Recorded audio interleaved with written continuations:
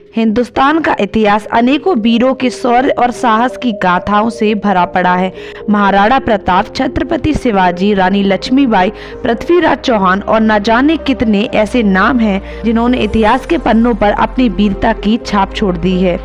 इन सब के बारे में देश का बच्चा बच्चा जानता है, लेकिन आज एक ऐसे दो वीर योद्धाओं की अद्भुत कहानी आपको बताने जा रहे हैं जिनकी वीरता का कोई प्रमाण इतिहास के पन्नों में नहीं रहा, लेकिन इतिहास के पन्नों में उन्हें वो स्थान हासिल ना हो सका जो दूसरों को हुआ। बात कर रहे हैं बुंदेलखंड की मिट्टी में पैदा हुए दो भाइयों आला और ऊदल की। आला ऊदल यूपी के बुंदेलखंड क्षेत्र के महान योद्धा थे। आला और ऊदल चंदेल राजा परमदी देव या परमल के प्रसिद्ध सेनापति थे। ऊदल का पूरा नाम उदय सिंह था और वह आला के छोटे भाई थे।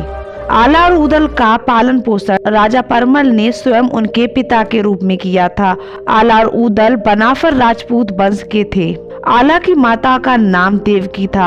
आला और ऊदल की बहादुरी की कहानियां भारत में लोक गाथाओं का हिस्सा है। विशेष रूप से मध्य भारत में उत्तर प्रदेश, मध्य प्रदेश, बिहार आदि शामिल है। आला आलाखंड के नायक में से एक है। आलाखंड बहुत प्रसिद्ध है और बुंदेलखंड में इसका पाठ किया जाता है।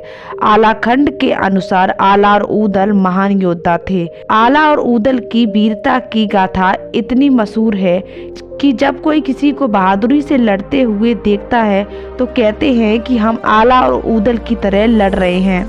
आला ऊदल की वीरता की कहानियां भारत के बुंदेलखंड क्षेत्र में बहुत लोकप्रिय हैं। ऐसी ये कथा के अनुसार आला अपराजय था क्योंकि उसे देवी शारदा ने अमर कर दिया था। लोगों का कहना है कि उन्होंने अपना सिर तलवार से काटकर देवी माँ को उपहार में दे दिया था। देवी ने उनकी वीरता और भक्ति से प्रसन्न होकर उन्हें अमर कर दिया था।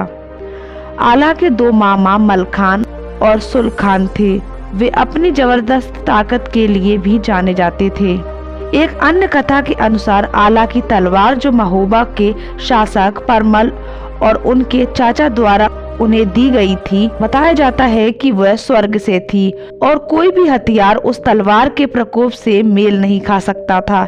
आला के लिए कहा जाता है कि इन्होंने तलवार की नोक पर शादी की थी। आला के विवाह की कहानी भी वीरता का बखान करती है। पुराने समय में राजा महाराजाओं की शादियों का ढंग भी अनूठा होता था। जिन राजाओं के घर में पुत्री होती थी वह आसपास के राजकुमारों को युद्ध के लिए ललकारते थे और जो युद्ध में राजा को पराजित कर देता था उसी के साथ राजकुमारी का विवाह तय कर दिया जाता